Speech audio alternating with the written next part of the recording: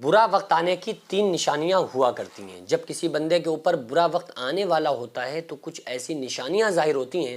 جس سے بندہ یہ سمجھ سکتا ہے کہ ہمارے اوپر آنے والا وقت جو ہے وہ خراب ہے، تو اس سے پہلے ہی وہ بندہ کچھ ایسے کام کر لے جس سے وہ برے وقت آنے سے بچ سکے اور جو اس کے اوپر آفات اور بلائیات آنے والی ہیں اس سے وہ محفوظ رہ سکے۔ کیونکہ اللہ تبارک و تعالیٰ دنیا کے اندر ہر بندے کا امتحان لیتا ہے اور ہر بندے کو آزماتا ہے۔ آزمائش تو اللہ تعالیٰ ہر شخص ہی کرتا ہے۔ اللہ نے فرمایا وَلَنَبْلُوَنَّكُمْ بِشَيْءٍ مِّنَ الْخَوْفِ وَالْجُوعِ وَنَقْصٍ مِّنَ الْأَمْوَالِ وَالْأَنفُسِ وَالثَّمَرَاتِ، کہ ہم تمہیں آزمائیں گے جان کے نقصان سے، مال کے نقصان سے، پھلوں کے نقصان سے۔ تو یہ اللہ تعالیٰ بندوں کو آزماتا ہے۔ اب آپ یہ سمجھیے کہ جو اللہ تبارک و تعالیٰ آزما رہا ہے تو وہ اگر آپ بہت زیادہ نیک ہیں نا، آپ گناہ گار تھے لیکن آپ نے توبہ کر لی، پھر آپ بہت زیادہ نیک بن گئے، اور جیسے ہی آپ نیک بنے نا تو آپ کے اوپر پرابلمز، پریشانیاں آنا شروع ہو گئیں، تو یہ وہ اس سے آپ یہ سمجھیں گے کہ یہ ہمارے اوپر جو برا وقت آ گیا ایک دم، یہ اللہ کی طرف سے آزمائش ہے، کیونکہ اللہ تعالیٰ ہر بندے کو آزماتا ہے۔ اللہ نے فرمایا ان اللہ اشترى من المؤمنین انفسهم واموالهم بان لهم الجنہ، بے شک اللہ نے مومنوں کے جان اور مال کو جنت کے بدلے میں خرید لیا ہے۔ تو یہ جو برا وقت لگ رہا ہوتا ہے، اگر یہ امتحان ہے تو بندہ نیک ہے، اس سے سمجھا جائے گا کہ بھائی بندہ نیک ہے، جبھی تو اللہ کی طرف سے آزمائش ہے، کیونکہ ہر بندے کو اللہ تعالیٰ تھوڑی آزماتا ہے۔ جن کو اس لائق سمجھتا ہے کہ ہاں ان کی آزمائش کی جائے، نیک لوگوں کو اللہ تعالیٰ آزماتا ہے، اور اگر وہ بندہ کھرا اتر جائے آزمائش میں، اللہ کا صابر اور شاکر بندہ بنا رہے، پھر بھی شکر کرتا رہے، ناشکری نہیں کرے گا، تو اللہ فرماتا ہے لئن شکرتم لازیدنکم، اگر شکر کرو گے تو ہم تمہیں زیادہ نعمتیں عطا کریں گے۔ تو اللہ تعالیٰ اس بندے سے بڑا خوش ہوتا ہے، لیکن اس امتحان کے بعد کی جو اس کی لائف ہوتی ہے وہ بڑی خوبصورت لائف ہوتی ہے، کیونکہ اللہ تعالیٰ بندے کو آزما چکا ہوتا ہے، پھر اس کے اوپر رزق کے دریچوں کو کھولتا ہے، پھر دنیا کے اندر اس کو بہت کچھ عطا فرماتا ہے، بندہ جیسا چاہتا ہے اللہ تعالیٰ اس کو عطا فرماتا ہے۔ اللہ تعالیٰ فرماتا ہے حدیث قدسی میں کہ جب کوئی بندہ نوافل کی کثرت کرتا ہے تو اللہ تعالیٰ اس کے ہاتھ بن جاتا ہے جس سے بندہ پکاتا ہے، اللہ اس کی زبان بن جاتا ہے جس سے بندہ بولتا ہے، اللہ تبارک و تعالیٰ اس کے کان بن جاتا ہے جس سے بندہ سنتا ہے۔ تو یہ جب ہوگا جب بندہ ایگزام میں اللہ کی طرف سے آئے ہوئے امتحان میں کامیاب ہو جاتا ہے، اور اگر بندہ ناشکری کرنے لگے اور ذرا سا اللہ نے اس کے اوپر رزق کو تنگ کر دیا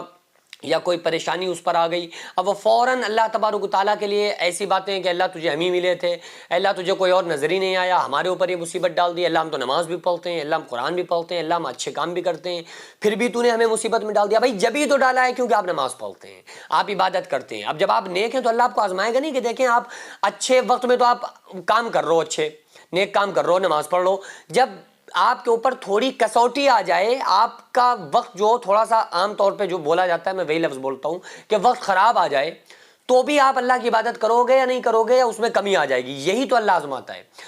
تو بندہ اگر اس میں فیل ہو جاتا ہے تو پھر اس کے اوپر بہت برا وقت آتا ہے، کیونکہ وہ ایگزام میں فیل ہو گیا، پھر اس کے بعد چاہے بھلے اللہ تعالیٰ اس کو سب کچھ عطا کر دے، لیکن اس کے لیے وہ وقت بڑا خراب وقت ہوتا ہے۔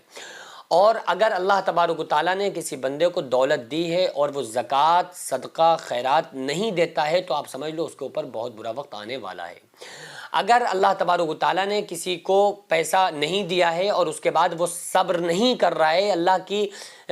کا صابر و شاکر بندہ نہیں بن رہا ہے اور اتنے میں شکر ادا نہیں کر رہا ہے، تو آپ سمجھ لو کہ اس کا جو وقت آنے والا ہے وہ بڑا خراب وقت آنے والا ہے۔ گویا کہ آپ بس یوں سمجھ لیں کہ اللہ تبارک و تعالیٰ نے جس حال میں بندے کو رکھا ہے وہ بندہ اس حال میں راضی رہے تو آنے والا وقت اچھا ہوتا ہے، اور اگر بندہ اس میں ذرا سا بھی نگیٹو ہو جائے یا الٹی سیدھی باتیں کرنا شروع کر دے یا ذہن کے اندر کچھ خیالات لانا شروع کر دے، اس کا ایمان کمزور ہو جاتا ہے، تو پھر اس کا جو وقت آتا ہے وہ بڑا خراب وقت ہوتا ہے۔ اس لیے بندے کو چاہیے کہ چاہے کسی بھی حال میں ہوں، اللہ تعالیٰ پیسہ دے دے، چھین لے، عزت دے دے، ذلت دے دے، یا کچھ بھی اللہ تعالیٰ ہمارے ساتھ کر دینا، ہمیں اللہ تبارک و تعالیٰ سے ہر حال میں خوش رہنا ہے اور اس کا شکر ادا کرنا ہے کہ اللہ جو بھی ہے تیرا شکر ہے، اے پروردگار عالم تیرا شکر ہے۔ ایک بندہ تھا نا موسیٰ علیہ السلام کے دور میں، نہ اس کے ہاتھ سلامت تھے، نہ پیر سلامت تھے، نہ کان محفوظ تھے، اور نہ اس کا دل و دماغ محفوظ تھا، جسم کے اندر کوڑ کا مرض تھا، اس کے اوپر اس میں کیڑے پڑے ہوئے تھے۔ تو موسیٰ علیہ السلام کوئی طور پر جا رہے تھے اللہ سے باتیں کرنے، تو وہ نابینا اندھا شخص فوراً پکار کر آواز دیتا ہے اور کہتا ہے کہ اے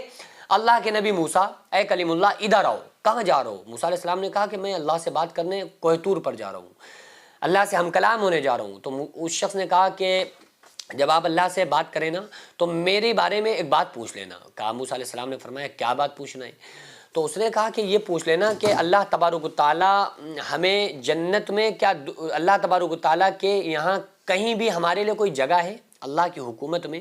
میرے لیے کہیں ٹھکانہ ہے؟ تو موسیٰ علیہ السلام نے کہا پوچھ لیں گے. تو جب اللہ تعالیٰ سے موسیٰ علیہ السلام نے پوچھا نا اس شخص کے بارے میں کہ اللہ فلاں تیرا بندہ پوچھ رہا ہے میرا کہیں تیری حکومت میں کہیں ٹھکانہ ہے میرے لیے؟ تو اللہ نے فرمایا موسیٰ جاؤ اس سے کہنا جا کر کہ جہنم کے سب سے نچلے درجے میں نیچے طبقے میں ڈالا جائے گا. موسیٰ علیہ السلام دبے پاؤں نکلنے لگے کہ اگر ہم اسے بتائیں گے تو اس کا دل پھٹ جائے گا. یہ تو اللہ کا شکر، اللہ تیرا شکر، الحمدللہ الحمدللہ پڑھ رہا ہے، اللہ کا شکر ادا کر رہا ہے اس حال میں بھی کہ نہ اس کے ہاتھ کان زبان کچھ بھی سلامت نہیں ہے، اللہ کا شکر ادا کر رہا ہے. اگر ہم نے اس کو بتا دیا کہ اللہ فرما رہا ہے جہنم کے سب سے نچلے طبقے میں ڈالے جاؤ گے تو پھر یہ اللہ کا شکر ادا کرنا بند کر دے گا. موسیٰ علیہ السلام دبے پاؤں جانے لگے. اس نے دور سے محسوس کر لیا، آواز دی، اے موسیٰ کہاں جا رہے ہو؟ ادھر آؤ، بتاؤ میرے رب نے کیا میرے بارے میں کہا ہے. تو موسیٰ علیہ السلام نے کہا مت پوچھو، کوئی اچھی خبر نہیں ہے. کہا نہیں بتاؤ، آپ جو بھی میرے رب کا حکم ہے میرے سر آنکھوں پر ہے. موسیٰ علیہ السلام نے فرمایا اللہ فرما رہا ہے کہ جہنم کے سب سے نچلے طبقے میں تمہیں ڈالا جائے گا. تو وہ اور چیخ چیخ کر کہنے لگا کہ اللہ تیرا شکر ہے، اللہ تیرا شکر ہے، پروردگار تیرا لاکھ لاکھ شکر ہے، الحمدللہ الحمدللہ رب العالمین. تو موسیٰ علیہ السلام نے کہا بھائی اب کس بات پہ شکر ادا کر رہے ہو؟ اب تو دنیا تو تمہاری ہے ہی نہیں، آخرت میں بھی تمہارا کوئی حصہ نہیں ہے، جہنم میں وہ بھی جہنم کے سب سے نچلے طبقے میں تمہیں ڈالنے کا اللہ نے فرمایا ہے. تو وہ کہنے لگا کہ اے اللہ کے نبی موسیٰ میں یہ سوچ رہا تھا کہ اللہ کی حکومت میں مجھ جیسے بندے کے لیے کہیں جگہ ہی نہیں ہے. ارے چلو جہنم کے سب سے نچلے طبقے میں ہی صحیح، لیکن ہے تو اللہ کی حکومت میں نا، تو چلو ہم اس لائق تو ہیں جو اللہ کی بنائی ہوئی جہنم میں رہ سکے. میں تو سمجھ رہا تھا کہ میرے لیے اللہ کی حکومت میں کہیں جگہ ہی نہیں ہے. تو موسیٰ علیہ السلام دنگ رہ گئے اس کی بات کو سن کر، بڑا ایک دم تعجب زدہ ہو گئے. اللہ نے جبریل کو بھیجا، فرشتہ آیا، فرشتے نے آ کر بتایا کہ اللہ کے نبی موسیٰ علیہ السلام آپ اس سے کہہ دو کہ جنت کے سب سے اعلیٰ طبقے میں اس کا ٹھکانہ ہے، جنت کے اعلیٰ درجے میں یہ رہے گا، اس کا وہی ٹھکانہ ہے.